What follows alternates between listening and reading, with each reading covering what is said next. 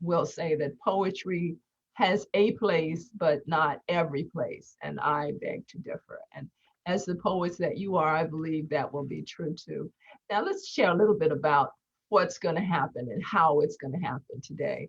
Um, each of you will have an opportunity to, of course, speak about your walk as poets.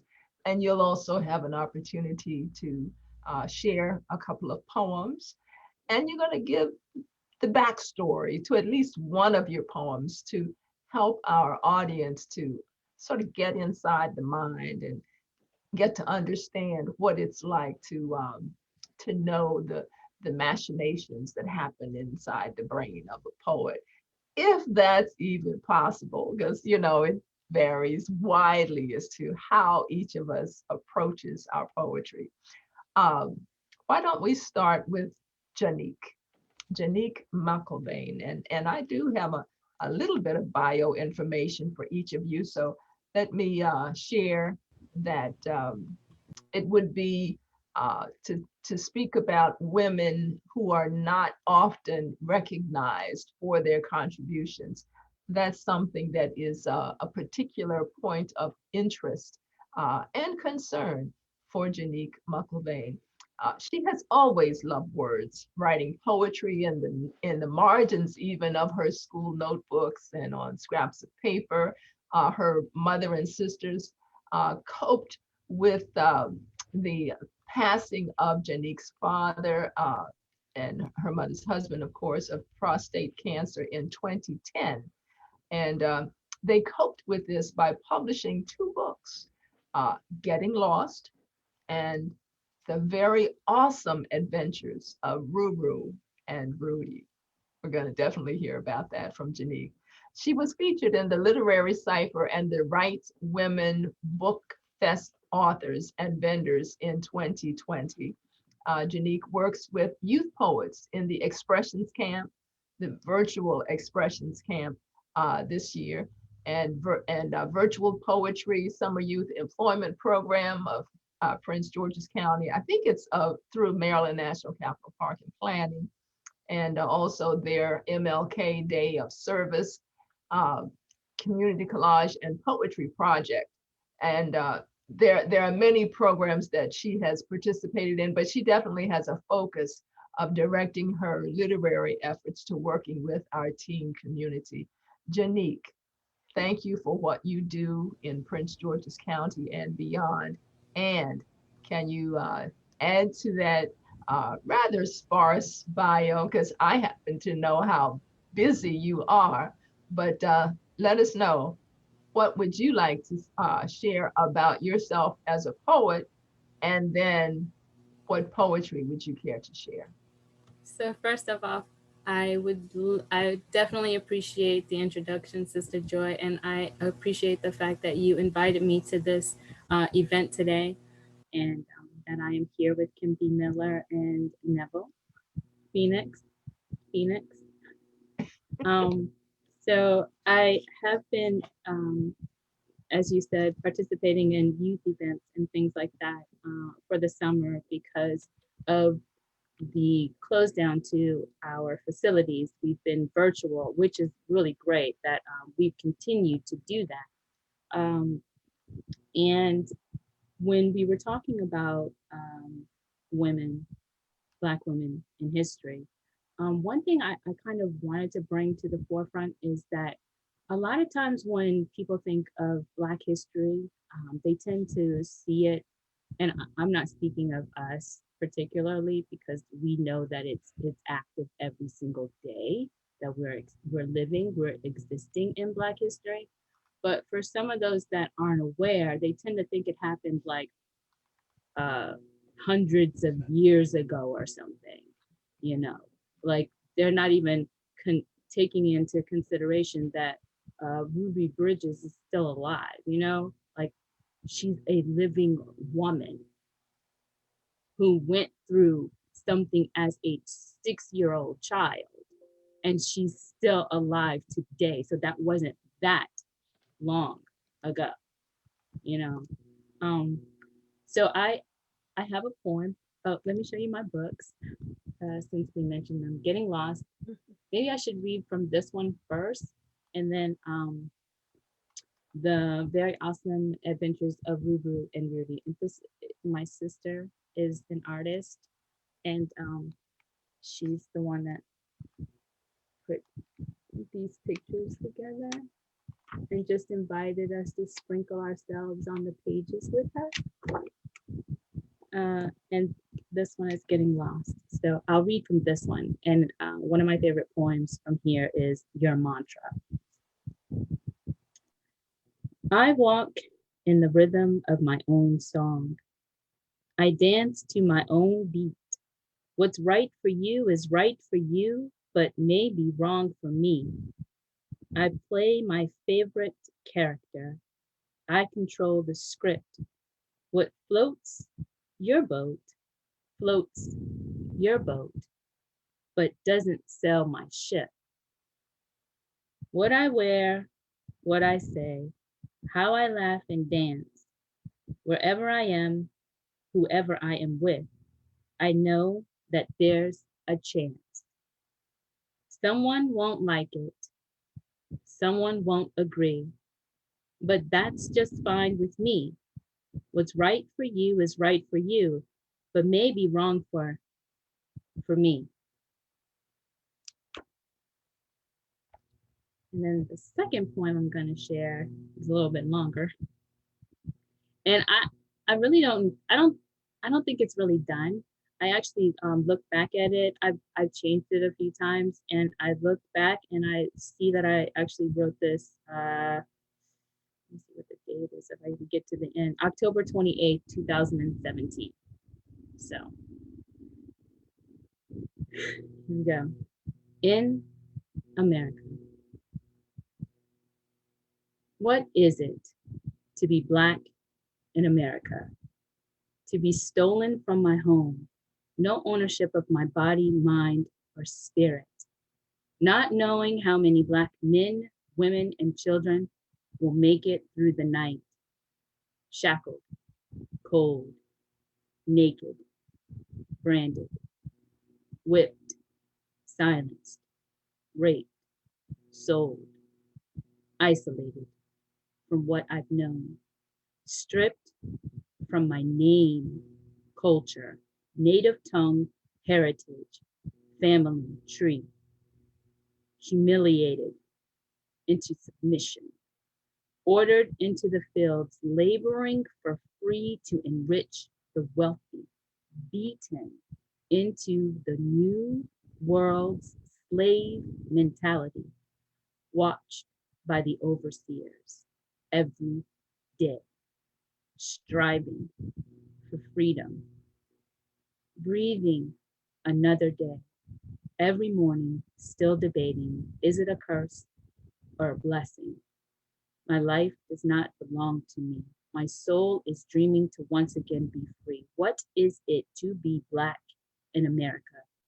To be told I'm no longer a slave, no ownership of land that was promised to me for my free labor, not knowing how many Black men, women, and children will make it home tonight, segregated, prohibited from countertops, water fountains, restrooms and schools, restaurants, front of the bus, voting booths, and pools. My skin was only good for laboring and withstanding the sun. Can't have me sitting next to anyone that looks, that lacks my level of melanin. Goals aim higher than permitted to reach, striving for equality, marches in the street, beaten, raped, dragged, burned, hosed, arrested, lynched, watched by the officers every day. Jim Crow KKK, breathing another day, every morning still debating, is it a curse or a blessing? My life does not belong to me. My soul is screaming to once again be free. What is it to be Black in America? To be told Systemic racism does not exist by those with whom it benefits. Still worrying how many Black men, women, and children will make it home tonight, school to prison pipelines in our neighborhoods, administrators encouraging our youth to only accomplish a 2.9. War on drugs in our communities, compassion for addicts in non melanin households. Little Black boys can't play with toy guns in a park. Black men can't touch an air rifle in Walmart, while white men can buy guns. Open carry in many states without police threats of brutality, harassment, or death. Let's not even touch on the wealth and income gap. We are afraid to be pulled over for a traffic stop, not because of guilt. Can't breathe, choke. Hands up, comply. Show ID, Skittles and tea, shot. Sleeping in a car is a threat. Broken collarbone, death by suspicious suicide while in a police car, behind bars, in handcuffs.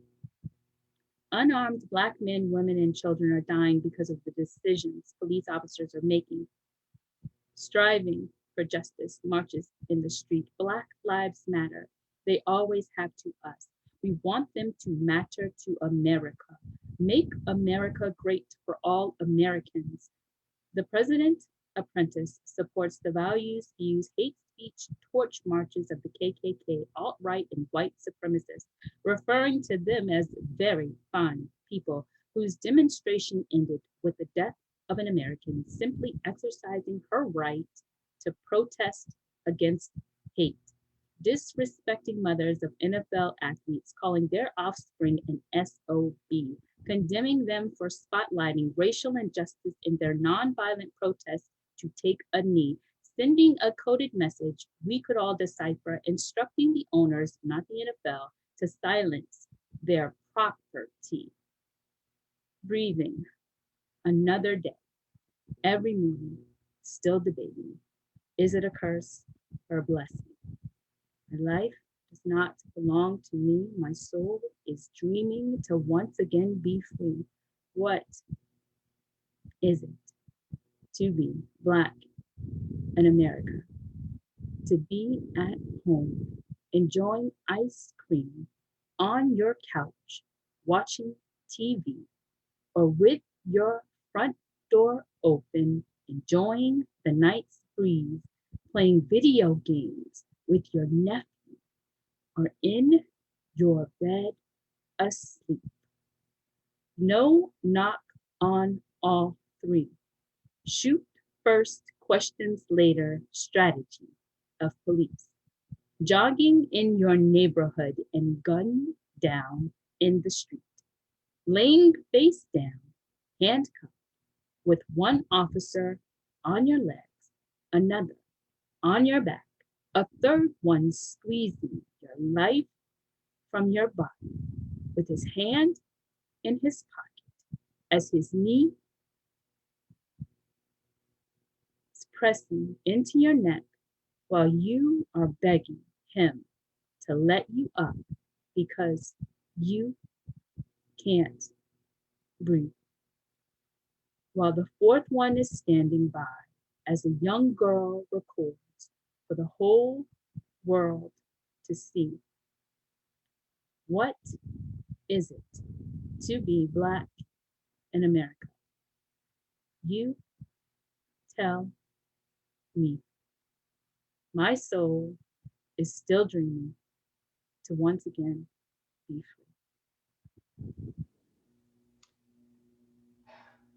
Thank you, Janique. free. Thank you. My soul tells me that that poem will forever be a work in progress. I would love to think that someday it will be complete, but that can only happen if changes are made in this country. Prayerfully, they'll be made in our lifetime. Thank you for sharing that. Thank you. Thank you very much. I don't think we need to know the backstory because that is the backstory of the lives of Americans who have a richer shade of melanin. Thank you so much. Um, the um, the poem speaks strongly as to why you choose to work with our youth.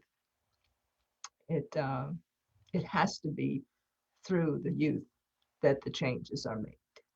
Um, how long have you been writing poetry of any type, let alone of this social conscious message? Um, that's a good question because, like, in the beginning, I would say that, or for most of my, okay, so in 2014 is when I actually started sharing Okay. publicly, what I've been doing. So when I came or exposed myself in 2014, um, people saw me as a love poet, I guess. Like I, I would write a lot of love poems, I guess. So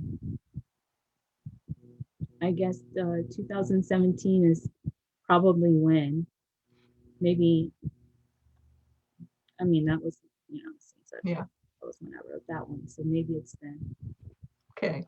So if you were to speak to young persons who are considering poetry, Mm. what words of encouragement or advice or warning would you offer to a young person who decides to find their voice and to share that voice on the issues of the day as you have chosen to do?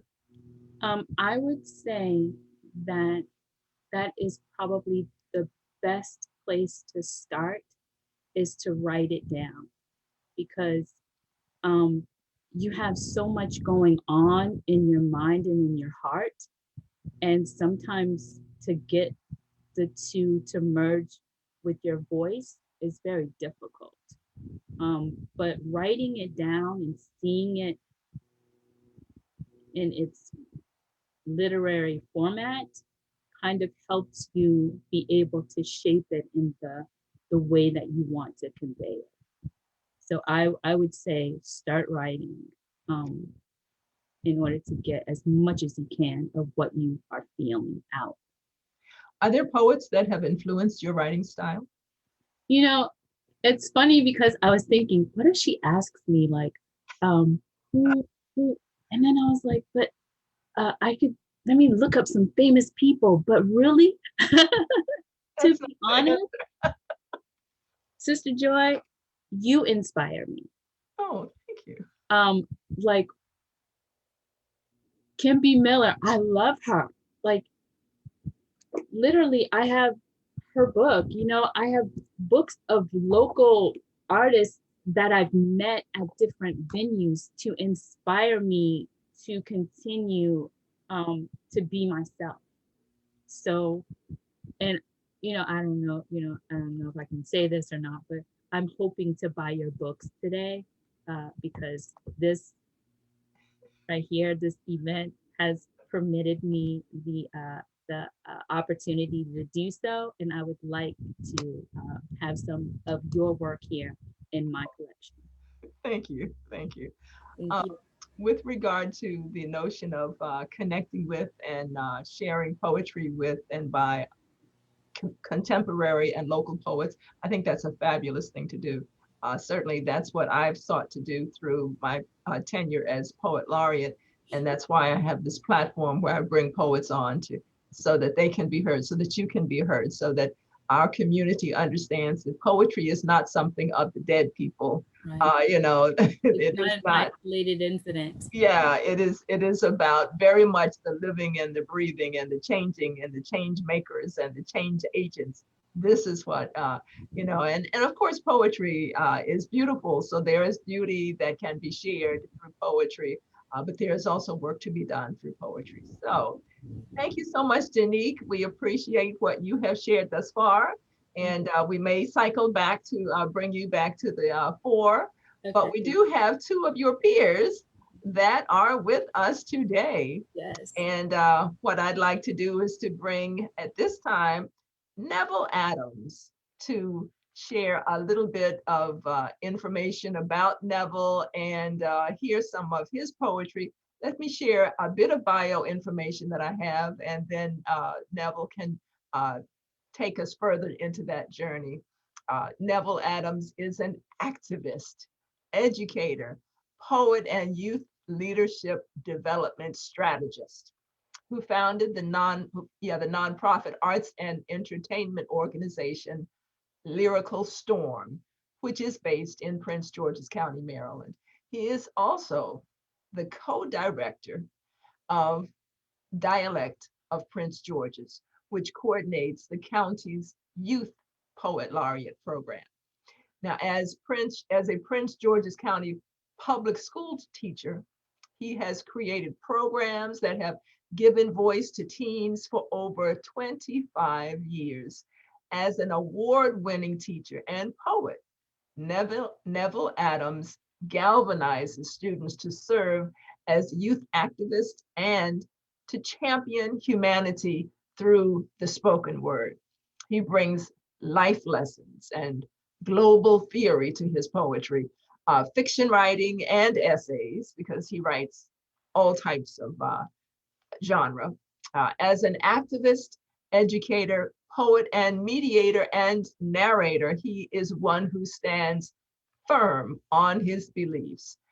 That is, in a snapshot, a bit of Neville Adams. But at this time, I'm honored and thrilled to welcome to the stage, as it were, our virtual stage, Neville Adams. Neville, welcome to From a Poet's Point of View. No, thank you for having me. Thank you for having me. Okay, let's see. Can we get a little bit more volume on yours? And as far as what's happening with Neville Adams, before we have a poem or two, Neville, can you tell us what's on the horizon for you? And is there any bio information, any point that you would like highlighted that I haven't shared thus far?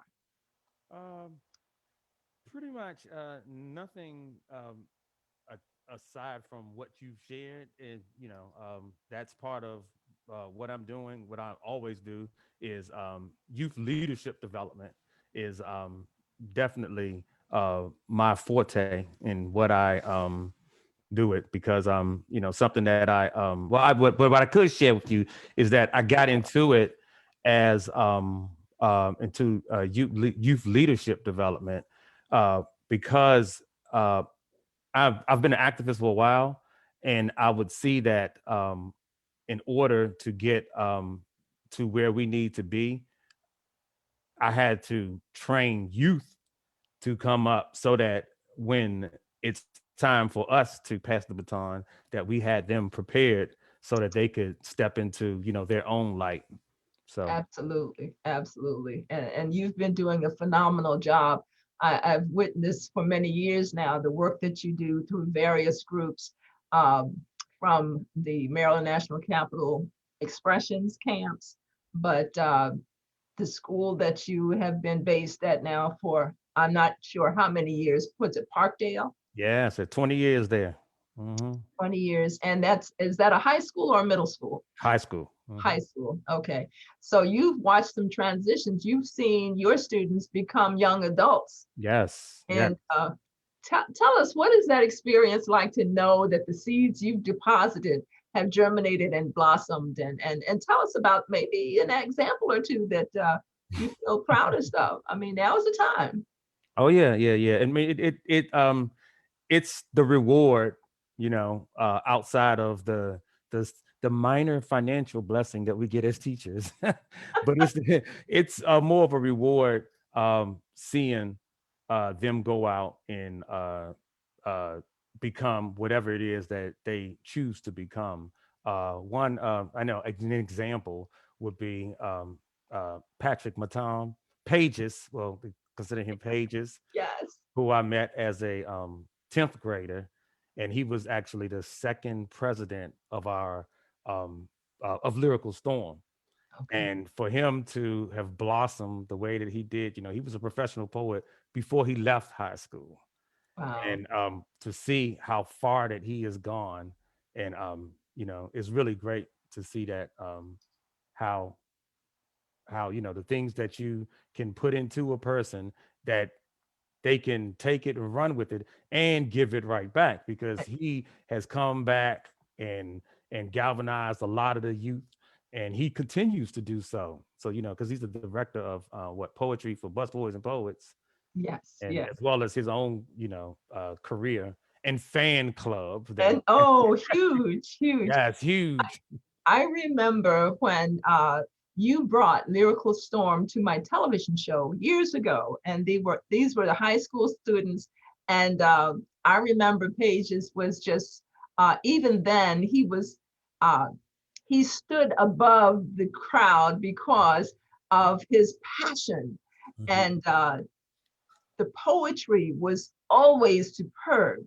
His mess, you could tell he was a deep thinker even then. The issues of the day were significant to him. And I'm honored that I recently had him back on my TV show. We have recorded him and we'll air that episode as our April National Poetry Month. So it's coming up and the world will see Pages Matam in full regalia. I mean, just like the young man, Yes, the powerhouse of a yes, young he man. is a powerhouse, right? Yes, Yes. yes. So I've witnessed from afar and you up close such a metamorphosis, such a wonderful experience to see and to know that you were so significant in his growth and his opportunity to self-discover. That's when the true value of teachers cannot be understated. Just so underestimated. It's just so incredible. And so you do this on a regular basis with so many young people. And let me say thank you. I know the work that sometimes can be seemingly, I don't know, not as fully appreciated. And of course, we live in a capitalistic society, and so finance is a barometer of how we feel that things are measured. So one day we hope that the financial compensation for educators will begin to tip the scale. But thank you for hanging in there and doing the work that you do through Lyrical Storm, through Expressions, through Summer Youth Employment Program, and all and on and on. So with regard to Neville Adams, is there a project that is fast approaching on the horizon for you? And I know I do want to mention, of course, that you are one half of the coordination team for the Prince George's Dialect Program for the Youth Poet Laureate Program. Right, right, right, Yes. right. Yeah, So, and that program is constantly evolving, getting better, stronger, and mm, that came upon uh, us as to Patrick Washington, who's the uh, director, the founder of Dialect, who us running parallel, doing the same thing with right. different groups of youth, Prince George's youth, for many years, and finally coming together and saying, well, let's give something, make a position that's more formal, Mhm. and that's something to have the kids strive for, and that program is working really well. And one thing that I've been working at, with trying to push for years, is I've been wanting to do a television show. Okay. So I've been grooming my kids for years to get to that point, because we've been doing a lot of different things on the way. And coming up, we have a podcast, a youth podcast, that'll be coming out soon. So Fabulous, fabulous. Okay, and let's let our viewers know a little bit more about the dialect, the Prince George's Youth Poet Laureate Program. Uh, where I know it's in its sixth year now, mhm. and Saini Cisse is the current Youth Yes. Poet Laureate of Prince George's County. But there have been five past Youth Poet Laureates who are continuing to excel and do incredible work in that program. Tell us about the various elements of becoming a youth poet laureate. The whole The whole encounter, process. yeah, the interview, the whole thing. Yeah, yeah. The program starts. We start taking applicants in the fall of the year, so like maybe September, and they have to send in, I think, maybe 3 to 5 poems that they record, upload those, send some recommendations, and then go through an interview process where we first screen the poems and look for the merit in the poems. Then we bring them in, maybe I think 2 interviews, and then as they go along, and once they get through the interviewing process. And that's an interview panel, is that correct? Yes, yeah, yeah. The panel of esteemed artists such as Sister Joy and others, right? Others, You know, and yes, others. yes. And then we pull the finalists, and it's normally 12 finalists, 13 finalists, and then at the installation, we they have one more time to perform, where they have a judges panel again that's going to judge their performance on the things that you judge them on: creativity, relevance, performance. And after that, all of their points, because it's a point system, their total points are calculated, and the one with the highest point become the Prince George's Youth Poet Laureate. And that's of course, the official poet who represents, at all official outings and things like that. But what the magic of it, the good thing is that the other 12 finalists become Youth Poet Laureate ambassadors. And so they represent all, wherever they live, they represent that part of Prince George's County. So we have, a College Park youth ambassador, a Hyattsville youth ambassador. And so everyone, and we connect with the mayors of each town, and everyone, or each city, and everyone has their own ambassador who can, use at festivals, and to do workshops, and to connect and be the advocates for, and the voice for teens. Yes, yes. And these appointments are year long. So it's a Yes. full year of service that they are committed to and have the opportunity for exposure. And I understand that there's an opportunity for publication for the Yes. actual Youth Poet Laureate. Mhm. This is a series of connecting activities that culminates in the appointment, and that appointment is for a 1-year term. And so we have some great, past the poet laureates for youth in Prince George's County. And we're looking forward to the future. I'm honored to be working with you guys from the Prince George's Arts and Humanities Council. And we know that Saint Cisse is already doing incredible work. Yeah. She just did a kickoff. I think it was over at Creative Suitland.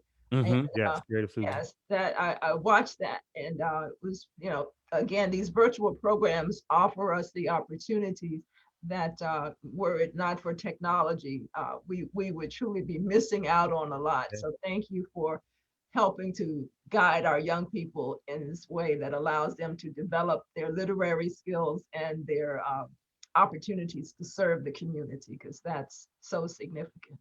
Yes, indeed. And I'm glad you shouted out Creative Suitland, because they've helped us a lot. Our partnership with them, and Park and Planning, of course. Yeah. We've done a lot with them, and I failed to mention that the television program is called Get At Me TV. So Get At Me TV. Okay, yes. okay, wonderful. Well, we've heard about Neville and what he's doing. How about we hear some poetry by Neville Adams, Okay. Sounds Phoenix? like it. All right. So in the vein of Women's History Month, I'll do this one, and I'll do a couple. Okay. My fast food queen, Tattoo on neck, rough talk to mask true feminine charm. For tenderness is not a trait celebrated in the ghetto. It departs early in life by various avenues: molestation, aggressive encounters, or just plain old living under a midnight sun, too hot to allow passion. Hot breaths full of spirits, breathing rhythmically by ear, while loins pulsate and throb of pain delivered by daddy, uncle, brother, cousin, neighbor, eyes open wide, staring at roach traveled ceiling laden with dust tracks, dreaming of salvation in the midst of turmoil. Help me, she screams internally, journeying to waters uncharted in search of peace, of an apple pie too thick to slice. Help me, brother, I hear, though no words pass through lips. The call is answered. Never give up, for virginal eyes must be open so that the sights yet to see are not accepted as fate or true destiny. Never give up. Rebel against false prophets of street corner magic, corner boys caught in barless cages who crave acceptance inside the box. Those who plead for notoriety to boys in blue, who welcome their ignorance, for they know not that infamous is an abstract brand of respect, and concrete rules this conceptual jungle. Arrest me, put on the shackles, make me lay down, and allow me to receive my badge of honor.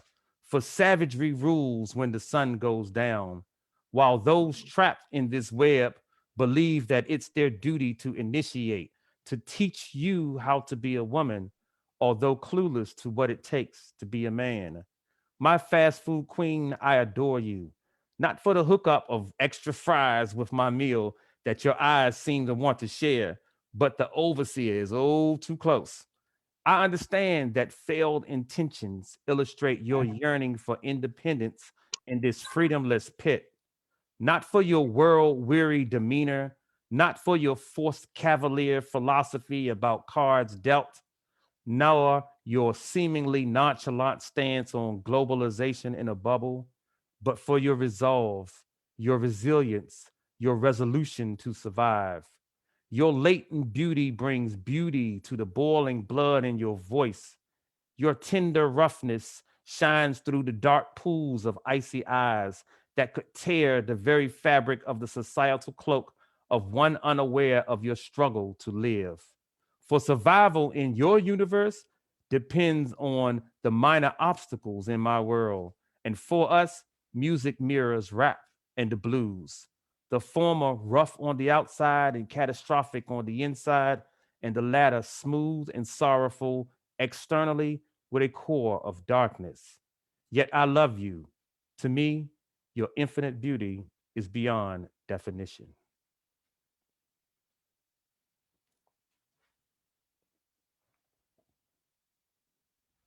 Okay, so thank you for that. Was there a particular thing or person that inspired that piece? Yeah, that one was inspired by a cashier at Popeyes. Okay, that's called life, living Yeah, it. Yeah, right, keep right. it real. Okay. Yeah, the initial inspiration for it was that I was in in Popeyes and I ordered a two-piece, and I had to, and because I ordered mild, they didn't have any mild, so I had to sit down and wait. And as I sat and wait, I saw this cashier just like really working so professional, but she looked a little rough, like a tattoo, and she looked really, I would say, time worn, or like she's been through some Right. things. Battle weary. But yes, battle weary, yes, yes, yes. But the way that she was delivering the things that Handling she her was doing, business. and then when I was sat there, I started writing because it started coming to me, and from that I started thinking about all the women that I have been in contact with, and the things that they have gone through, and the people, and dealing with the issues and things that they've done. And then it all turned into this piece and I said that I was going to, after I wrote it, I said I was going to give it to her, but I didn't think that, I didn't want her to think that I was coming on to her. so so she never knows that this poem even exists. But yeah. Well, we know and we appreciate, and thank you. As a man to write that, it's significant, and it was a lot to, it's one of those poems that I would probably want to read it all the way through, but thank you for sharing it here today. Speaking of which, is there a publication out or imminent in which your works are available? There's an older one, Chasing Rainbows, and you can pick it up on Amazon. Yeah. Okay, Chasing Rainbows on Amazon. And are you listed as Neville Adams or Yes. Phoenix? Oh, it That's is. Neville Adams. Yes. I know, right? It's a rarity, right? Okay, okay. Well, thank you for that piece. Maybe is there one other, maybe not quite as long as that you, that you I don't want to have Kim fall asleep over there, I could do a quick one. I'll do so quick. Well, not quick, but just, okay. All right. Movement is more than a word or a notion. For the poisons in the blood and the movement's the potion. It's an antidote for a curse passed through generations. It's the call to arms needed to cure the ills of a nation. It's the change to initiate a blank mind's elevation. We must save those who seek the keys to salvation. Compromise not what we believe or what we say is what is meant. Those who want to fight for freedom must do more than merely vent. Edutainment for the movement so the masses understand. Movement poets, grab your mic. Let the world hear your plans. Let the earth hear your cries. For justice not given is justice due. No longer living dormant, at least to thine own self be true. A testimony, a truth to power is what we must speak. It's a downtrash for the blot to the broken, the weak. It's a poem for our forefathers whose messages were left unheeded. The soldiers who fight this war must find that balance that's needed. We must nourish this soil because it took too long to seed it. Negative energy, we must weed it. It is the only way that we can defeat it. Peace. Oh, okay. And the title of that piece was?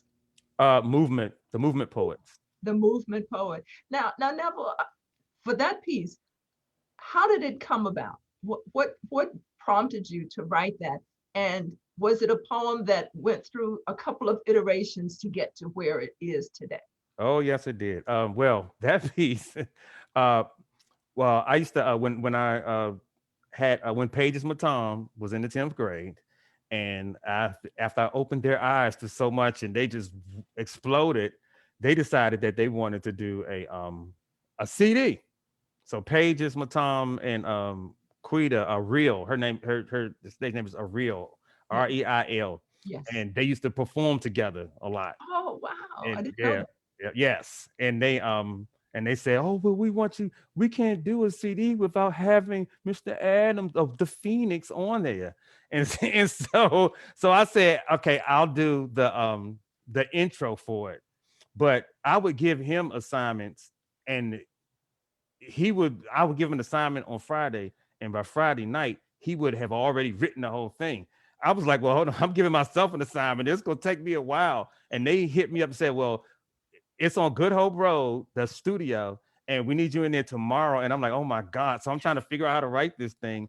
And then I started it it was just an introduction to all of the poets who were going to be working on it. And then it turned into, because with all my work, it turns into more of a global piece to talk about issues and things like that. And then that has transformed over the years and ended up becoming a signature piece. Yes. Mm-hmm. Okay. I see we have a question in the chat from Cheryl asking, is that piece published? Yes. Mm-hmm. Yes. It's in Chasing Rainbows also. Okay, it's in Chasing Rainbows. Okay. So, well, thank you for that. Let's see. So, yeah, we want to make sure that our guests who are viewing, if you have questions for the poets that you're hearing from today, please put your questions in the chat, and we'll try to catch them as they come forward, as the questions come in. I'm looking back because we have a lot of activity in the chat. So please, all guest poets, please make sure that you're paying attention to what's in the chat. If you see something that I didn't ask, I know this is a question that was directed to Janice, Janique, about at what point did she decide she had a voice. We'll hear back from her a little bit later anyway. So people are asking, they want to get your book, Neville, okay? And yeah, so we're going to continue to have dialogue. And as I said, we have three great poets today. So thank you, Neville, for your contribution thus far. Stay on tap because there may be questions directed to you later. But at this point, it is my privilege and my honor to welcome our third featured poet, who is definitely, it's an honor for me to welcome a sister laureate to the mic. Speaking of Kim B. Miller, who is the Poet Laureate of Prince William County, Virginia. She is the first African-American Poet Laureate for Prince William County. Kim B. Miller's poetry is inspirational. Her words are bold, and she is unapologetically blunt. Her poems have been published in African American Voices magazine, a Portuguese book, a DC newspaper, an interfaith anthology, and several magazines and books. Kim has performed at the National Black Theater, the Atlas Performing Arts Center, Northern Virginia Community College, and many, many, many other venues. She has an online store, and her website is www.kimbmiller.com. Now, her latest book is My Poetry is the Beauty You Overlook. Welcome, Kim B. Miller. Thank you. Thank you. We are very happy to have you with us. My pleasure. Now, we don't get too many folks from Prince William County, Virginia, up this way. So we want for you to represent as broadly as you can. I'm trying to read your quote so you can quote a movie. Can you let us see the rest of your shirt? So you can quote a movie, but you can't tell me anything about Africa? Okay, that's the okay. Black Panther. Gotcha. Okay. So thank you for that. Yeah, that's an indication, direct and blunt. Love it. So let's see. For those who want to know about Kim B. Miller, now Kim, I think you're still, even though you're the poet laureate of Prince William County, Virginia, you're quite well known in this area as well. Tell us what's happening with Kim, and how did you end up being the poet laureate of Prince William County, Virginia? Yes, that's true. I'm kind of the DMV everywhere. Half car will travel person, so you probably There you go. you probably see me. So Prince William is, for those of you who are not in Virginia, it's this decent sized area in Virginia. And basically what happened is you get nominated or you nominate yourself. There were 6 of us nominated. And they sent out our poetry and it's voted on anonymously. And whoever gets the most votes wins, along with what your project is. So basically that's what happened. And I was crowned October 2020, and I'll be the laureate until October 2022. Okay, and what was your project? My project was several. We are a great county with, let's see, how do I say this nicely? Limited technical know-how. I think I'm in that camp. I have folks behind the scenes doing all the technology for me. I just sit up here and talk. Yeah, so I love them, but we had nothing. So if you look up Poet Laureate, nothing came up. So my part of my platform was for us to get on social media and to have website that you can find out information on. It's key when you're doing things that people can look and see what you're doing. You want a timetable, you want that history. So our history, people don't understand, you're living history. And if you don't write it, no one knows it. You have to have it someplace where people can find it and reference it. And you can't remember everything. Stop that, I'll remember everything. That does not work. It just doesn't. you'll leave out a gem that you have accomplished that you don't even remember. So that was part of my platform to get it online. It was to broaden what poetry means, because people hear poetry and they automatically go into one thought in their mind. Some people is roses are red, which, don't get me started. I'm like, that is poetry. However, poetry has blossomed. Poetry is many things. And this is a good time period with all the poet laureates out there telling people that poetry is not what you think it is. So my job, as I call it, is to go into places where poetry typically isn't, and to tell them this is what poetry is, and to watch kids' face go, that's poetry? Yes, that's poetry. And guess what? You'd be accepted in poetry, you'd be accepted in poetry, and you could be accepted in poetry. Poetry is about your words. You could be the fine as wine, whatever way y'all want to say it. If your words ain't dope, kids tune you right out. It has nothing to do with age. You could be 60, you could be 5, you could be 90. If your words ain't dope, they tune you right out. It's all about words. That's the beauty of poetry. It has no, where singing, you have to look a certain way. Let's be honest. The people who look a certain way get more play than people who don't. Poetry has nothing to do with, poetry is about your pen. Okay, I love it. Poetry is about your pen and your cat, perhaps. Yes, that's my assistant. I knew she, because every time the Zoom comes, here she comes. Okay, okay. So you've let us know that poetry has blossomed beyond roses are red. So and that it is available to everyone. So I'm loving, of course, those are messages that are dear and near and dear to my heart. And that's the message that any of us who have chosen this path must embrace, because there is work to be done and the laborers are few. Yes. So, so when we go out, we're recruiting. That's the job of the poet laureate. We're serving, and we're serving up. It's Yes. like, okay, come on board. We need you. Yes. So thank you for what you're doing down there in Prince William County, Virginia. We thank you for the messages that you shared. Tell us, what is it that inspires you most when you pick up a pen and is it that you pick up the pen because you've decided to write a poem, or is it most often that something has happened that causes you to pick up that pen? Which I'd say that's about 50-50, because sometimes it's something that's happened in the news and I'm like, oh no, I cannot.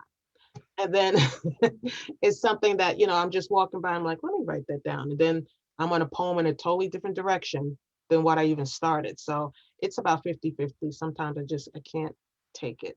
And then sometimes I'm purposely writing this particular subject. I have to get this subject done. Okay, now I like the notion of you sharing how you pick up a pen and you think you're writing about A and it transitions to Z. How many times has that happened? And we think we're in charge of this thing, and we're just, we're the tool. The pen is not the tool. We are the tool. Exactly. Exactly right. Okay, okay. So are there books, first, before you share a couple of poems, are there books that persons might be able to pick up of yours, and how can they stay in touch with you? Okay, yeah. My latest book is called, I'll show you the cover. My Poetry is the Beauty You Overlook.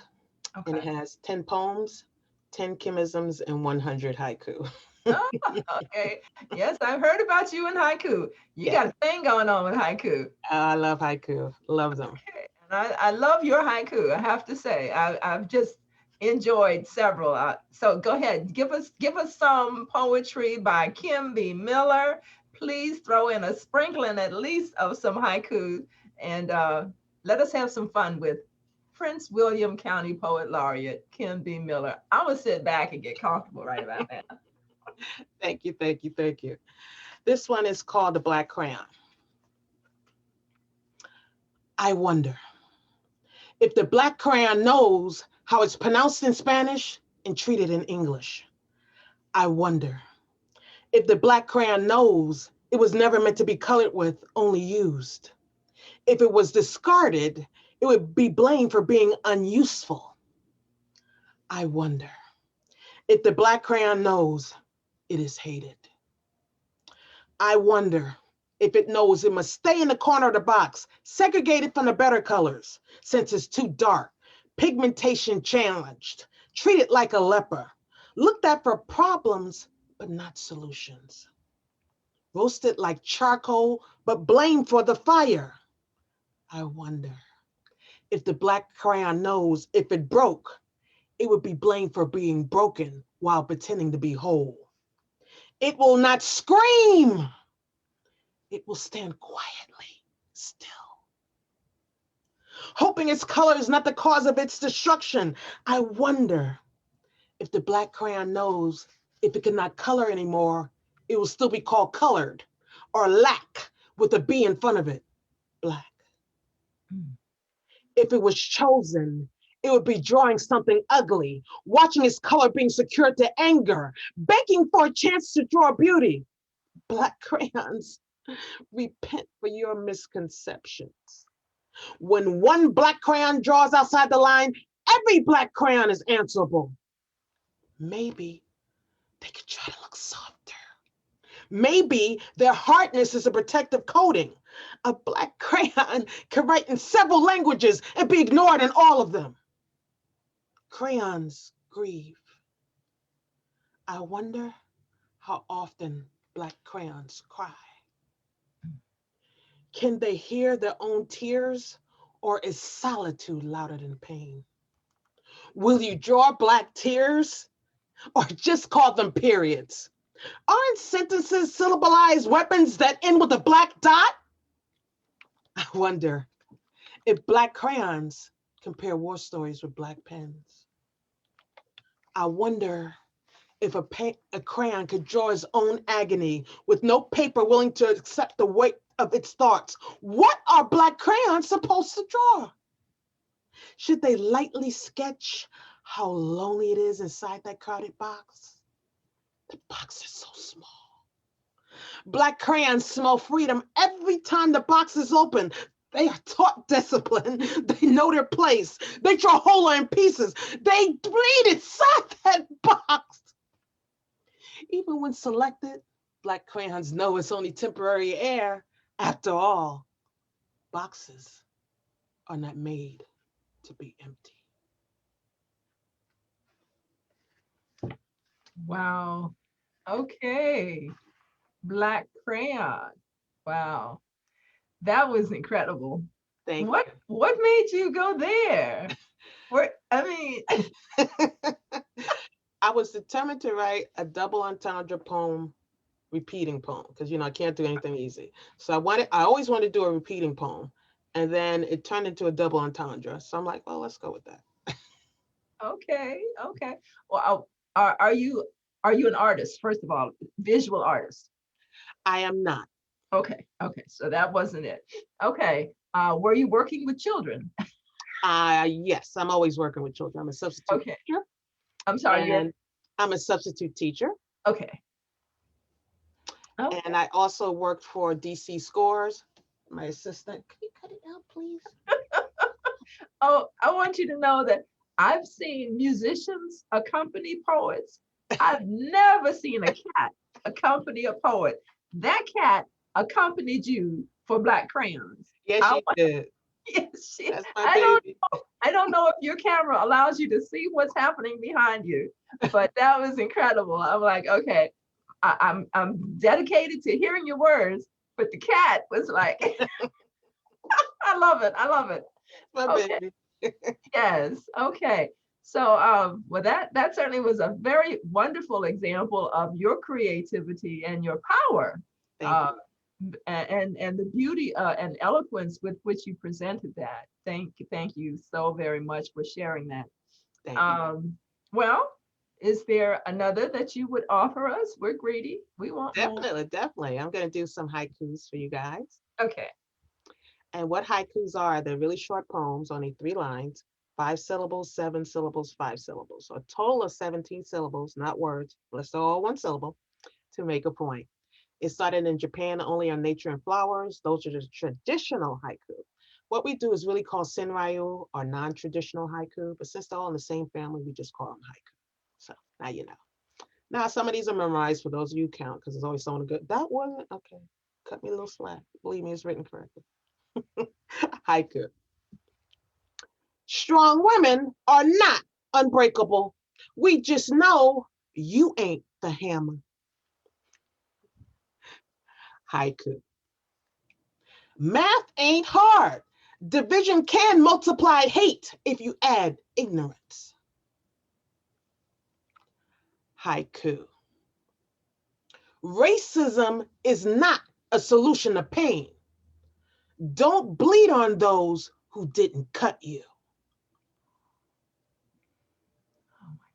Haiku. How many times do you have to fall before you stop tripping yourself? Haiku. Dear people, stop looking for the help you want and be the help you need. Haiku. Let's speak truth. Some of you were a virus before Corona came out.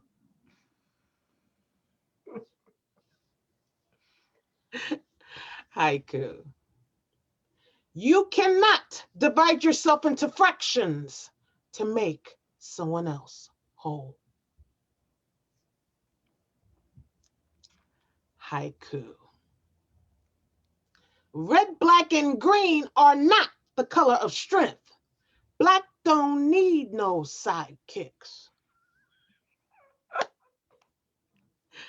Haiku. You should put blacks on money. You hashtag us more than dead presidents. Haiku. Get counseling. Your mate is not your therapist. They're your victim. Haiku. How come super is a man, but we have to wonder about woman? And I'll end with this one. Haiku. They thought they broke you, but you're a glow stick. They just exposed your light. Oh, I remember the first time I heard you do that. Yes, I love it. Oh, Kim B. Miller, thank you, thank you, thank you. Love your work. I just, okay, I'm cheesing. My face hurts. Thank you so much. And let's see, website? Website is kimbmiller.com. I'll put it in the chat. I was going to say, that's easy enough to remember, but I would ask that each of our guest poets, please put your website or means of contact, preferred means of contact in the chat for our guest. Let's see, let's see. Oh, Alita Irby is in the house. She says, ooh, I love it, I love it, I love it. Welcome, Alita. Let's see. Some of you were a virus before Corona came out. Yeah, that was Arthur. Thank you, Arthur. People were definitely feeling your haiku. People were definitely feeling. Somebody said, oh, Jesus, for the first three haiku. Oh, that was Arthur as well. So just what, yeah, somebody talks about the cat. The cat just wants her words to get out to the world, working to open that window for sure. Well, I tell you, the cat was a part of your presentation, whether you planned it or not. Okay, so let's see, what let's talk about technique a little bit for you. We want folks to understand the brain of Kim B. Miller, how the process, what happens when the inspiration strikes and you decide, okay, this is going to be a poem, or let me see what happens. What is that process like for you? If I'm writing on a particular subject, I try to start off with what am I writing about? Because poetry is different for different people. And some people like that. I call it highbrow poetry. When the poet is finished, you don't know what they were really talking about. I'm not one of those because I really want you to get what I'm talking about. I really want you to walk away with your own meaning. So I won't ever explain a poem because you may have gotten this from it, you may have gotten that. And the last thing I want to do is rip away your meaning of something that I said by telling you, no, it only meant this one thing. So I don't do that. And I think the point is to get a point. Everything I write, there's a point to it. And I hope that whatever food I was feeding, you got the meal that was meant for you. So it's never, even if it's because I do everything from religious to sexual, because sexual is important too, because people are struggling with different things in their life. It's always with a point and a message. Okay. And what are there programs or projects that you do that involve the young people, that involve teens or youth? Yes, I used to, hopefully next year when, well, maybe this year when COVID will clear up, to put that in the universe, COVID will clear up. Yes. I would be back with DC Scores. I worked with them for 3 years as a poetry specialist. And basically what that is, I go into DC schools from elementary to high school and work with the youth who are going to be put on a performance, actually a slam against the other schools. And I work with the students on presenting their poetry so that it's heard and that it's presented well and in a good light. Okay. Okay. So DC Scores Mhm. has dibs on Kim B. Miller. We got it. Okay. Well, we want you to know that we in Prince George's County welcome you. So please keep us in mind when you're looking for partners or collaborations and Yes. opportunities, especially, I won't say exclusively because dialect is doing great things, but the adult poet laureate is also looking for partners in various projects, and we are all awaiting the day when we can come out from behind the mask and, this is the thing, poetry connects people and communities and generations and opportunities. So we're definitely looking forward to that happening. And I say that whether you and I are still in the poet laureateship, down the road, um, I'm sure just like for me, your work for poetry in the community did not start with your appointment as poet laureate, nor will it end once your term is over. And I say that right here as well. So thank you so much for that. Um, there is a TV show that I produce, Sojourn with Words, which I'm looking for a few good poets to feature, and would love to see you on the show. So Thank you. Thank we'll you. talk off camera. Okay. I'm just gonna use the platform for what it's worth. Yes, Uh, indeed. okay, so let's see. Don't you do a program for women too, Kim? Janique asked the question about that. Yes, indeed. Thank you, Jenny. I also work in it used to be in person again, but now everything is, because of COVID, a prison. A phenomenal poet, Diabolically Haitian, started a poetry program in a prison where we go in and teach poetry. And for those of you say poetry, oh, why would that be in a prison? Once you are a poet, poetry is bigger than poetry. Poetry is writing your feelings, it's learning how to express yourself, it's getting that anger on paper instead of taking that on someone else. It's learning how to present your thoughts in a different light. It's bigger than just, well, it's just a poem. Why would that help in the prison? So when you think of all that, and when people tell me, you're just saying that because you're a poet, and I say, okay, how many of you had diaries when you were young? Why write in the book? It's just a book. What would it do?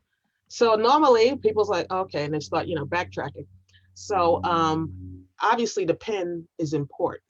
And when you go in and you work with the women, and they are phenomenal. Some you walk in and you're like, you could be on center stage performing right now. And some are kind of shy, and some have written, but they don't know how to present it. And at the end, we have showcases. So it's, I think at the time we had like 10 weeks and then a showcase, 10 weeks and then a showcase. So we had a few. And sometimes the warden came, and we even had an open mic once. And we left that open mic, and it was, when I say unbelievable, when as a poet, when you go and the audience is interactive, that's your best audience ever, because poets feed off of the audience. That energy in the room, we feed off of that energy. Now if y'all are flat, we still got to perform because we'll keep going. But when the room is lit and they are like egging you on, and you say hi and they're already screaming, it just makes you want to deliver your poem even better. You walked in wanting to do well, but you just like, I gotta make sure I empower everybody. I gotta make sure every word I say hits somebody in this room. I gotta hit everybody's soul in this room. And that's how we feel when we get up there. So I do that. And I also actually work with the different schools. I've gone into different classrooms in Maryland, in DC, in Virginia, Zoomed in now, and gone over classes and taught kids how to express themselves better. And I use it in their terms, because if you go, you don't express yourself better, they'll be like, oh, here we go. So ignore. Let me find something to do. So what I'll do, for example, is I'll say, it's raining outside. Oh, that's a boring way to say it. I hope y'all don't talk that way. And then I say, I marvel at the storm that's outside. Marvel, storm, a character for Marvel. Oh, I said, so how would you say it then? And then I get them engaged in conversation. Okay, okay. So the thing is to connect, to make it relevant, to make it more than just, and that's the thing, poetry is that condensed, intense method, that genre that, you know, we take out all the stuff that's extraneous that really doesn't contribute to the dialogue, and we pack it tight in a way that it is empowering. To you feel it, you want the audience to feel what it is you're saying, and you want them to think about what it is you're saying. You know, we want take what you said and apply it to my life experience, and then there's some communication happening, there's some dialogue happening, there's some opportunity for ideas to be shifted and rearranged, and somebody to say, well, you know, I never thought about it that way. That's when you know poetry is relevant and makes a difference and can allow communities and cultures to start connecting in a positive way. So thank you for what you do in that regard. I definitely, I hope our guests who are with us today have perhaps given some thought to some ideas that they may have preconceived notions of, and even the metaphor of the cat behind you. There's something, I mean, that's a poem begging to be written. What tell me the cat's name? Ruby. Ruby. Okay. Oh my gosh. Ruby. Okay. How about I share a poem about a ruby that is appropriate to lift up during this Women's History Month. This poem is titled Thank You, and it's for Ruby D. Charming, disarming smile, tenacity, dignity, humanity, all rolled up in one. Twinkling those ever thinking, winking eyes, fourscore and then some. We met at a book signing. For her, my one good nerve. Inscribed the words, glorious life, over her autograph, a treasure I have come to prize. I could only stand as tears welled up in my eyes, overwhelmed by the sheer magnificence of the moment. Then reality kicked in. Don't waste this woman's time. Say something. So I handed her 2 books to sign, and we just had that moment that said, look past the bottle of water on the table, look into her eyes. That's what I did. The eyes of this revered empress of activism and screen, author Ruby D, managed to utter 2 little words. Thank you. Me, at more than 40, feeling insignificant, inadequate, like a girl child who'd seen an angel, a warrior woman, or ancestor come to life. Ruby D, Aussie's girl, a woman who championed and stood tall, a woman who grabbed social justice and human dignity by the tail, told time, hold on, step aside, because I got something more inside. From civil rights to silver screen, she gave her best, always. Politically charged films are her forte. how many miles she clocked championing causes on screen and in protest rallies is registered only in heaven. Now, her partners smiling his big old broad smile, saying, yeah, she's my girl. And now she's staying with me for all of eternity. Looking down Legacy's lane, we see McCarthy communist witch hunts, blacklists, testimonies before Senate hearings, committees and subcommittees. We see advocacy, activism, dedication, and commitment. Yes, she was there with Dr. King and countless others on countless crusades and causes. Not just another pretty face. Hunter College graduate, fluent in French and Spanish, with active membership in goo gobs of organizations, Delta Sigma Theta to NAACP, local and international, and everything in between. Awards, medals, recognitions, too many to count. How about this? She wrote poetry. Grammy Award for Best Spoken Word Album. Yeah, she and Aussie. Her yin to his yang, they got that too. No surprise. Ruby D, fearlessly elegant with flair. One seriously foxy lady. Yes, she was all that. Her prowess on stage and screen, a repertoire that yields over 20 films. There's not a raisin under the sun that wouldn't be shriveled at the mere thought of coming up against this queen. Ruby D, I said it then and I'll say it now. Thank you for all the thousands whose lives your labor lifted. Thank you for all the doors you opened with your conviction. Thank you for equality and justice, the example you set for women worldwide. Thank you for being the child of God who stepped up, whose spirit rose up and refused to be confined or shut up. Thank you, Ruby D.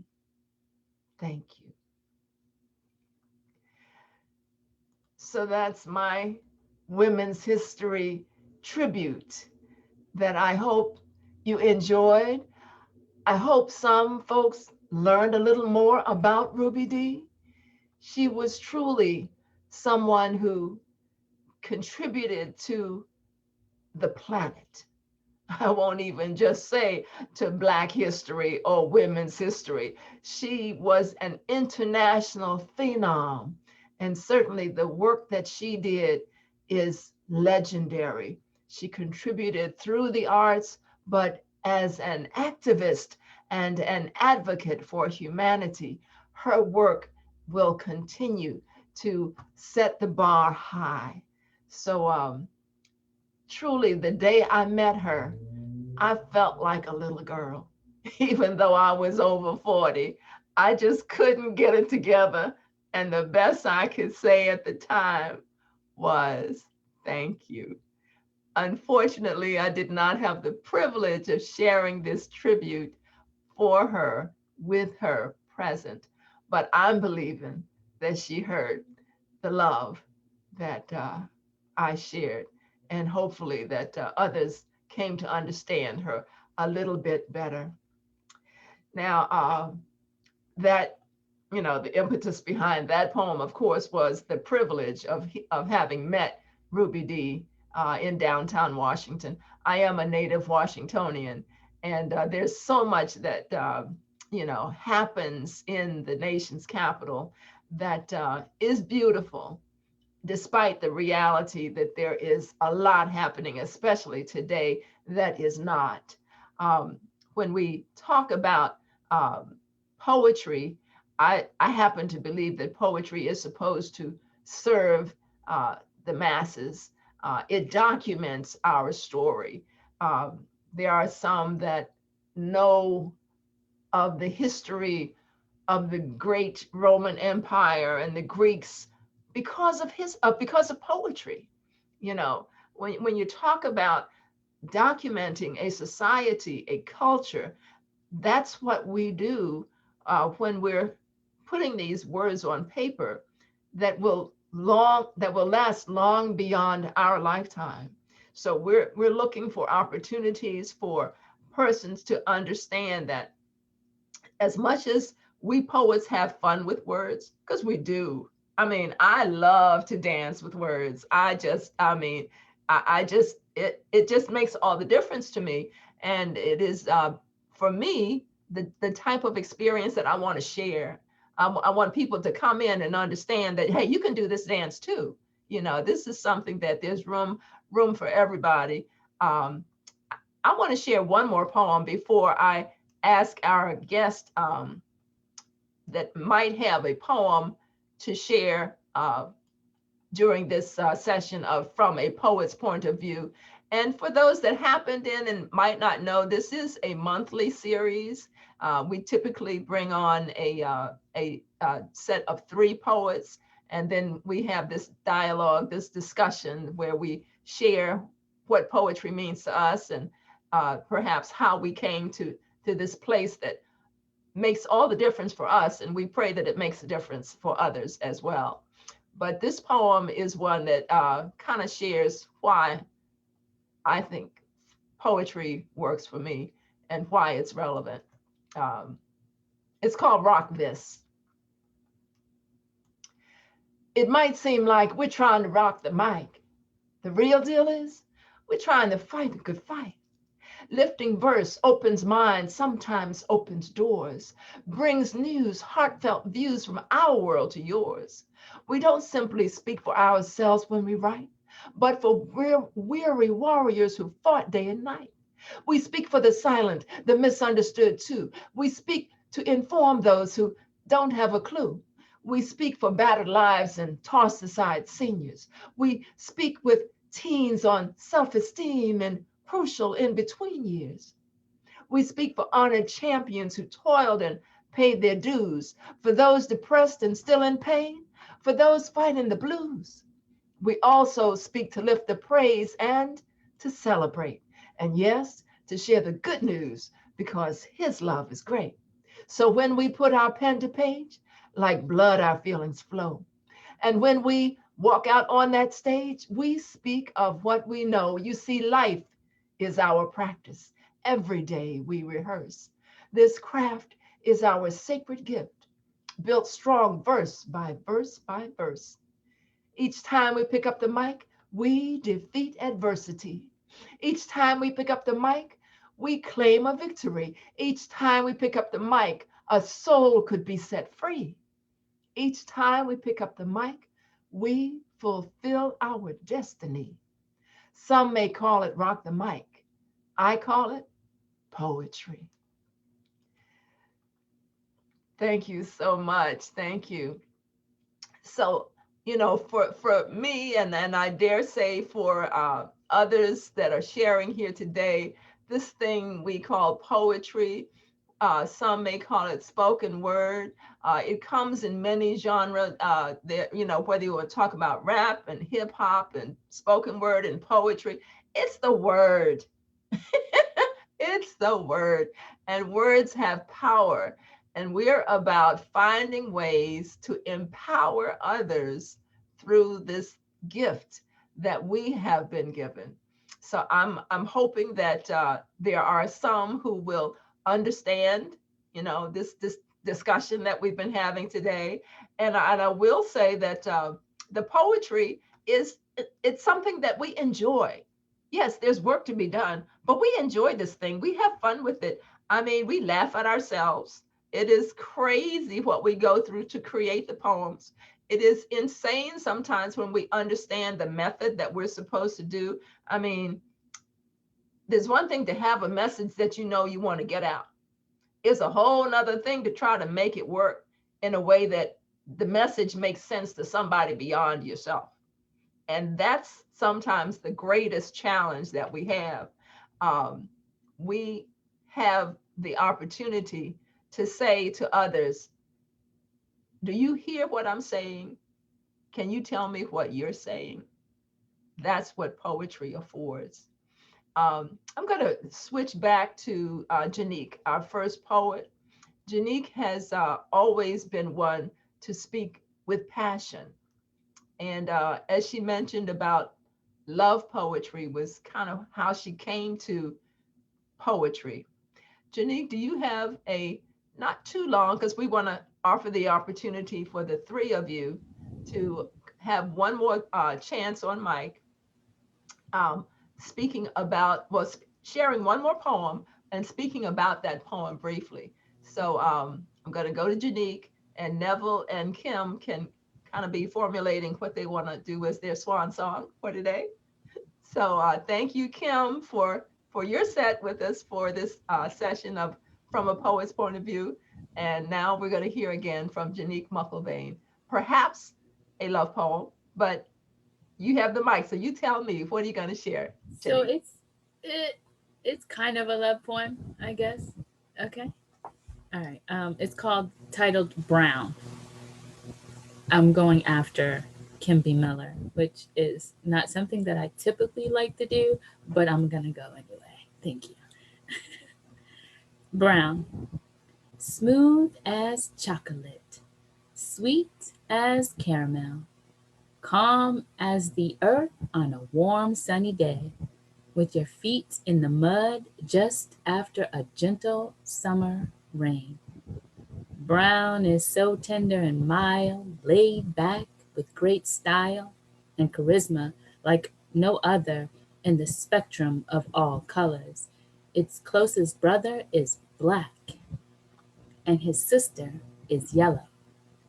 Brass in his tempo, class in his symbol, success in his character, happiness with his achievements, love in his embrace, laughter his remedy for the blues.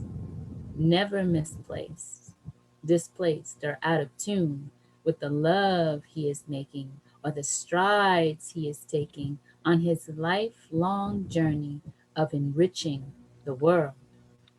Brown is so tender and mild, laid back with great style and charisma, like no other in the spectrum of all colors. Its closest brother is black, and his sister is yellow. Okay, thank you so much. Thank you. Beautiful poem. Thank And you. I do understand that is a love poem. Thank you so much. Thank Yes. you. Okay, and Neville, what do you have for us, Neville Adams? You should be there. A child lays in a pool of blood. A bullet pierced his head. Don't cry, mother. Don't shed false tears.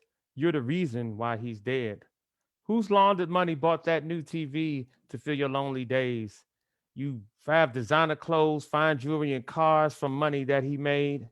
Didn't you care that a 19-year-old without even a GED could bring home $400 or $500 a night to satisfy your greed? You let him walk the hard concrete in harsh elements and the rain. You wretched beast, don't show your face. I cannot for false pain. Don't to say that society did him wrong because of his skin or race. Just live with the thought that will stick in your heart. You should be in his place. Thank you, Neville. Okay. Okay, something to think on, something to think on. Okay, how about we'll go back to Kim B. Miller, one closeout poem. We're going to actually allow a couple of open mic presentations after Kim's poem. So, Kim? Thank you. And this poem is poetry is the question every poet gets. What is poetry? Remember when you thought words had to be in a melody to sing to you? Poetry was a foreign flavor and a quiet taste. You thought poems like Roses Are Red made you well read. You didn't know poetry had blossomed. I don't blame you. Poetry is often unrecognizable, spoken with passion and whispered, written on hearts in invisible ink. So how can I expect you to embrace the unseen? Seen in many forms, but grouped together as one. What is poetry? Poetry is unsolicited help. It holds us up when pain tries to erase our voice. It allows us to pour into emptiness and create peace. The ingredients in one poem could feed people who didn't even know they were hungry. Poets make feelings tangible. They script mountain into pebbles. Poetic verses feel the wind caressing every syllable. Some poems rhyme, no reason. They almost have a subtle fragrance, an undeniable scent that is unexpected but welcomed. This garden of poets is stunning and diverse. Each poet's pen bleeds an alternate personal truth. So don't judge your ink by its color. There are no rules. The lines in paper are just suggestions. Besides, a poet's words ascend from the limitation of paper. They make tears flow. They break stereotypes. Poems are medicinal and poetry is freedom. Exhaling. Words are not owned, we all just borrow them. Poetry is rented words meant to make a permanent change. The next time you inhale the aroma of a poem, feel the words and embrace the energy they provide. Embrace unconfinable art drawn with words. Poetry is expression flowered in feelings. It can be a moment or a lifetime of moments. What is poetry? Poetry is the first time you kiss words and words kiss you back. Oh my gosh. Oh my gosh. I love it. Yes, yes, yes. Woo, woo, woo. They kiss you back. I love it. Thank you. I have to say, I've heard many people say, I'm going to write and say what poetry is. I'm like, yeah, here we go. No, you did it. I love it. Words kiss you back. I'm gonna say that. I'm gonna tell you now. I'm taking it. I will credit you. But I gotta say that in life. I know I gotta say that. That's it. The time when you kiss words and the words kiss you back. Okay. Thank you so much. Kim B. Miller, Prince William County Poet Laureate, deservedly so.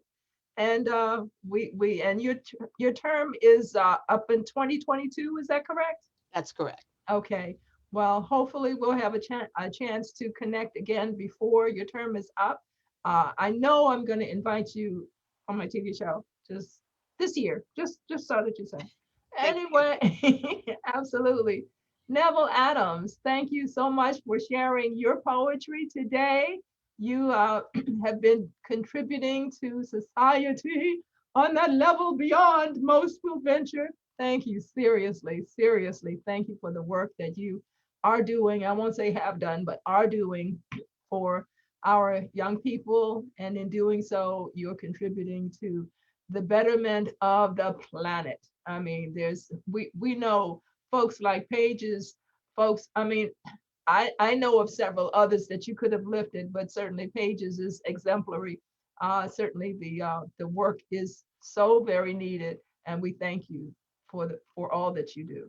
And keep writing your own stuff, brother. You're powerful in your own right. I mean, as a poet, you know how they say sometimes educators are those who, they can't do, so they teach. Doesn't apply.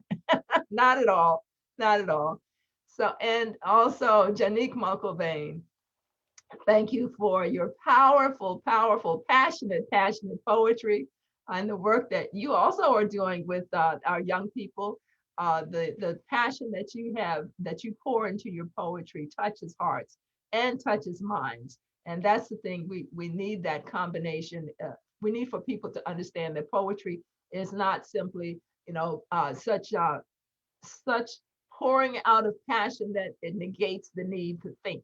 No, we have to be critical thinkers in what it is that we're sharing, because we are depositing, those seeds that will blossom, and you don't want to put the wrong seeds in there. So we thank you for your beautiful work, and thank you for sharing it. There are many that do the work, but then they don't let the world know. So we thank you. Okay, so we have a couple of folks. I know, let's see, Dorothy has indicated that she wants to share a poem. Um, Dorothy, Hi, there she is. thank you. Okay, Dorothy Rice. I have enjoyed you all so much. I've been inspired. Okay, Oh, so it's Dorothy, always inspired me. And before Kim, you you share wrote your a poem, poem that is so similar to what some of the notes I was taking last night. And it was on Black, and it was that Black does not lack. And I thought of some other things. I said, well, the universe does this. I'm not going to indulge, but I love haiku also. So this was an attempt to write a haiku. Sometimes haiku just kind of spreads its own wings. It starts like this: sigh, echo, song. So many sounds abound, surround, from head to loins, from sky to ground, a tapestry. There's no such thing as silence or quiet. If you listen intently, there's no such thing as absence, only maybe things unnoticed.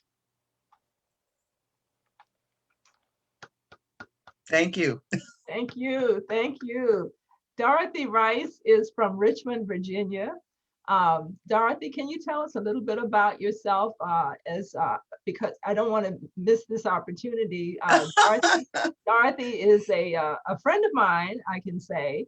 I met her through my sister. I know she's a gardener, and I know she's a visual artist as well as a poet. Dorothy, could you tell us a little bit about what's happening? I just attended one of your events. Thank you for attending. I felt really good about that experience. That was based upon something, an exhibit called The Agony and the Ecstasy, the Black Experience in Water. So I wrote some poems, and one was, if a mermaid can swim, so can I. So I learned to take swimming lessons recently, well, in the last couple of years. And I'm retired. I am more of a voyeur than a gardener. I hang out with your sister and Marlene and them because they just like my company. They do all the digging. I do the oohs and the ahs, okay? And they planned an event for, I think, Monday, and I'll go with them because I can name the flowers, but I'm not a gardener. But I do use garden as a metaphor, anything related to growing things. I do dabble in visual arts as well. And I'm a mother, grandmother, and a great grandmother. And I Okay, had the pleasure of meeting Joy and sister, oh, what is the other Lady lady's Di, name? Lady Di. Yes, at a garden event at her sister's. So, and that was what, 3 years ago? Yeah, time has gone by. Yes. So Okay, thank you for inviting me to these various sessions because they do inspire me. wonderful, wonderful. Okay, let's see. I don't see another open mic request here. So let's see. There's a comment from one of the guests that says we should invite more men onto the show, onto this program. And please invite more men. We are missing the exposure to the best parts of our partners, women, sisters, girls, your brains. Okay, Arthur, could you come to the mic, please? I would like to hear from Arthur. Arthur, is Arthur still with us? I don't know if it's COE. yeah, Arthur, perhaps Arthur had to leave. I wanted to engage him in conversation because I don't know if he is a poet that we might want to hear from. I'm hoping he has a poem. I'm very open to hearing from as many of our men poets as possible, but either Arthur has decided that he wants to be a voyeur uh, and not speak up. I'm challenging him. I'm challenging him, but perhaps next time. So, but thank you, Arthur, for being with us. We greatly appreciate your comments. Let's see. I'm going to switch to gallery view for a real quick minute here. Oh, Alita is still with us. Alita, if you're still with us and we care to say a word or two before we um, transition, Alita, would you care to speak to our guest? Okay, so Alita is not speaking. If I can unmute myself. Okay, and can you turn on your camera as well? Yes, ma'am, There I she is. will. Okay. I want to say I have thoroughly enjoyed this. I had it on my calendar and I was in a meeting, a Zoom meeting that ran long. So that's why I was a little late, but I'm happy to see Janique. I knew Janique, we used to work together. I'm happy to see Kim B. Miller. I've been trying to catch her on different things in social media and I've missed her, but I got her today. So I'm very happy to be here. And of course, Joy, always happy to hear and see you. And I met Neville, I'm meeting Neville just today and his work. So I'm so happy. I have a poem. I'll share it if you want. Oh, absolutely, absolutely. Okay. I was contacted by, I'm living in Orange County, Virginia now. Oh, So okay. I am under the Central Rappahannock Regional Library System. Okay. And they have a program for Poetry Month in April. Yes. So I did offer this poem. They did record me, so I'll share it with you today. Wonderful. It's called When I Pledge Allegiance. I pledge allegiance to the flag. I want liberty and justice for all. I pray for the United States of America. I want liberty and justice for all. I pray people of color will not be targets of hate. I want liberty and justice for all. I pray women and girls will have dominion over their bodies. Where is the liberty and justice for all? Thank you. Very, very timely for Women's History Month. Thank you. Wonderful, wonderful, wonderful. Thank you for sharing that. And thank you for being with us. It's Oh, good. thank you. Thank you. Okay. Okay. So let's see. Is there information from any of our three guests that they would like to share about upcoming events? I will, plug this series that it is monthly. So our series continues always on the third Saturday from 1 to 3 p.m. And this celebration of poetry and discussion will continue next month with, let's see, we will have, I'm trying to read my own handwriting. See, the problem is next month is National Poetry Month, and I have a couple of events that I'm doing on next Saturday, but I know Grace Cavalieri, Maryland State Poet Laureate, is one of my guests next Saturday, along with the ambassadors of the Youth Poet Laureate Program. And I want to make sure that I have, yeah, that's going to be from 1 to 3, just like this event today. And then from 7, let's see, why don't I just stop there? Anybody who is here on this call today, they can also come back again next month. And that date is going to be Saturday, April 17th from 1 to 7 p.m. And you'll have the privilege of hearing from Grace Cavalieri, Maryland State Poet Laureate, in a conversation. And this is going to be a part of the Festival of Literary Arts that it's an intergenerational program where we have the teens in dialogue with the Maryland State Poet Laureate. So we're excited about that. There will be events happening on that Friday and that Saturday as well. So stay tuned for announcements on Facebook, on Twitter, on Instagram, and I am not one to maintain all of these technologies, but I have the support of the Prince George's Arts and Humanities Council, under which my office is located, and Joshua Reynolds, who is making all of this magnificent stuff happen today. He is going to ensure that technology continues throughout the festival and we can share more and more poetry experiences for Prince Georgians and others who would be so inclined. So please look out for it. It's called FOLA, F-O-L-A, Festival of Literary Arts. And we're very excited. All of these virtual events are available to any who would care to join us. So that's my marketing and PR announcement. My other guests, do you have Janique and Neville and Kim?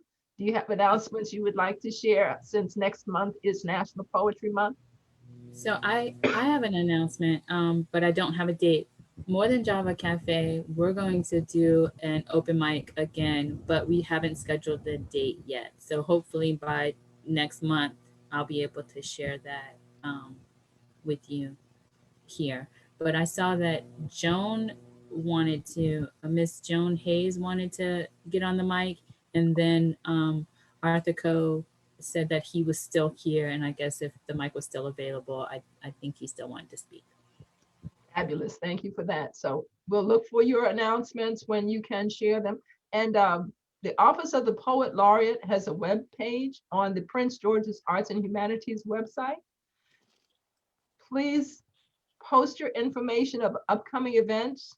Come to the Poet Laureate page of the Prince George's Arts and Humanities website and just share your information there.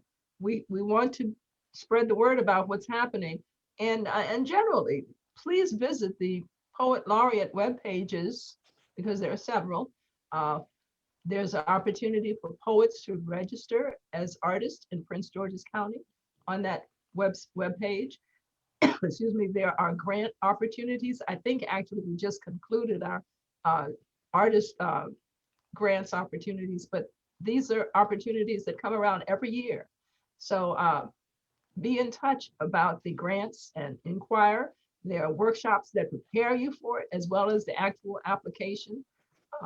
Both anyone who applies for grants for Prince George's Arts and Humanities also can apply for Maryland State Arts Council grants. So there's just information and resources, and we want to make sure that people understand. So pgahc.org, Prince George's Arts and Humanities Council.org is the website. And going to the Poet Laureate pages, you can find tons of information about what's happening and what has happened in the past.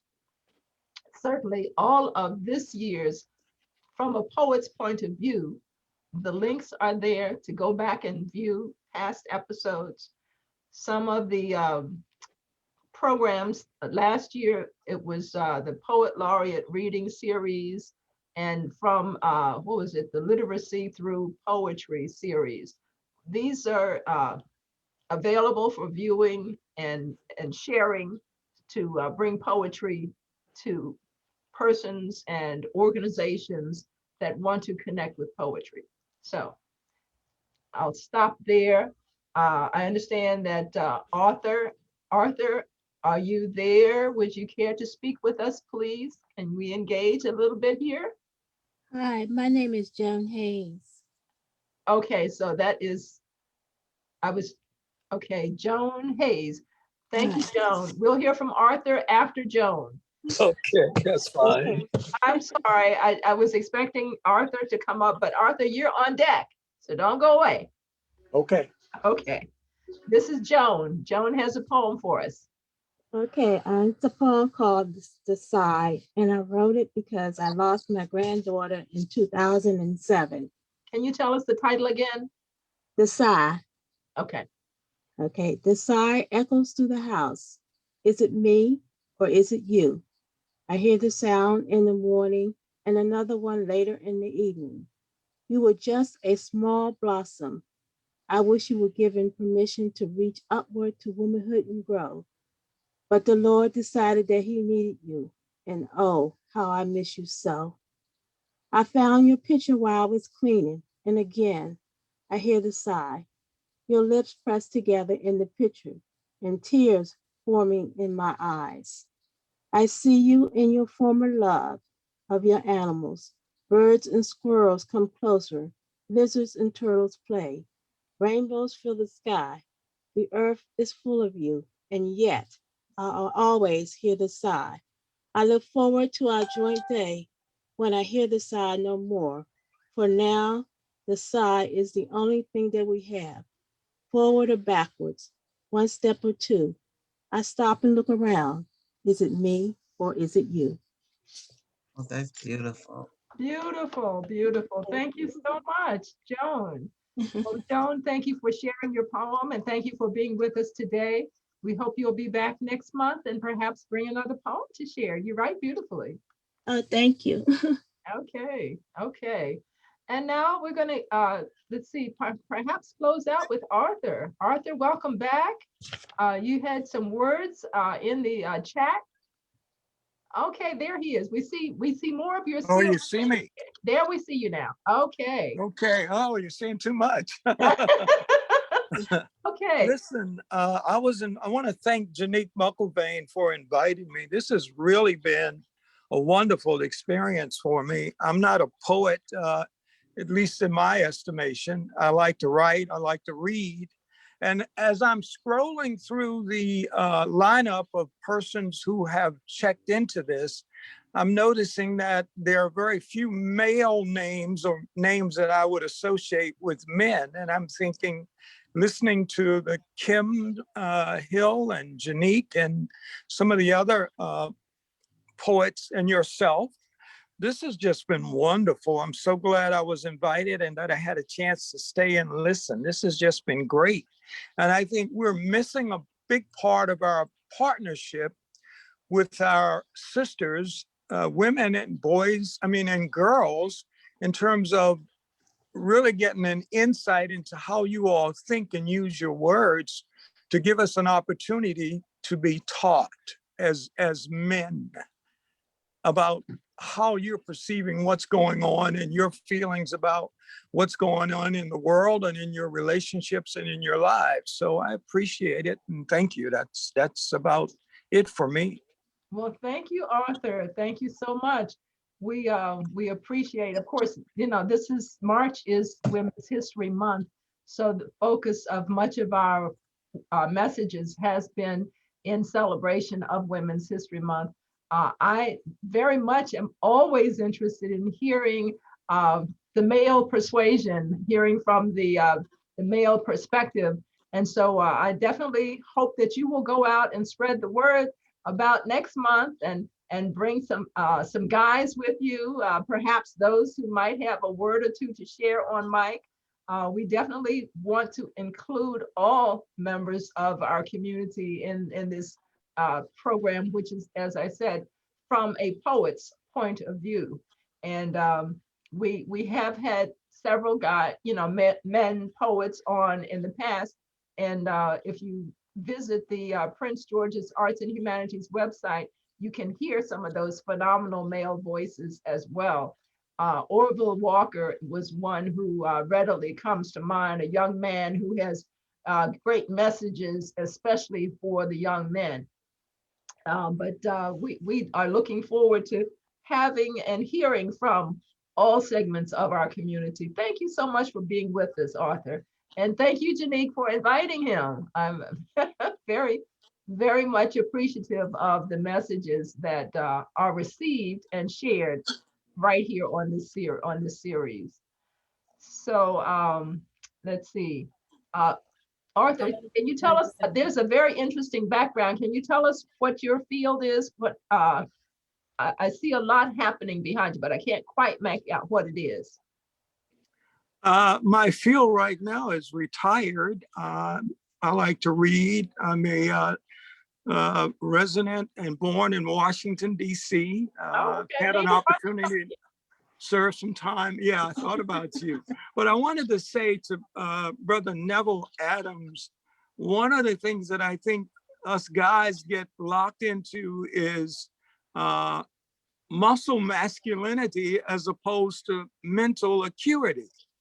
We get into maybe the masculine side too much, and we forget about the academic or the cerebral side. Okay, and this has just been incredible listening to you all and Well, being inspired by some of your words. I've tried to go along and type in some responses to some of the things. It's just been great. So thank you for giving me this opportunity. Thank you. Absolutely, you're very welcome. And if ever there was a representative to address the mental acuity, then Neville Adams is absolutely the right voice to hear. Yeah. He's a thinker's poet. Yeah, a poet with Okay. for sure. It comes from my mother. That's why I got it. That's powerful. You see, Yeah. that's powerful. Yeah. Okay. Well, as I said, please join us again next month on Saturday, April the 17th from 1 to 3 p.m. I'm Sister Joy, Prince George's County Poet Laureate and host and producer of this series. We thank Joshua Reynolds, who is the technical guru that keeps it all together. Thank you, Joshua. And thank you to each of my guest poets today who have made this Women's History Month a very enjoyable occasion for me, and I believe for our guests as well. With that said,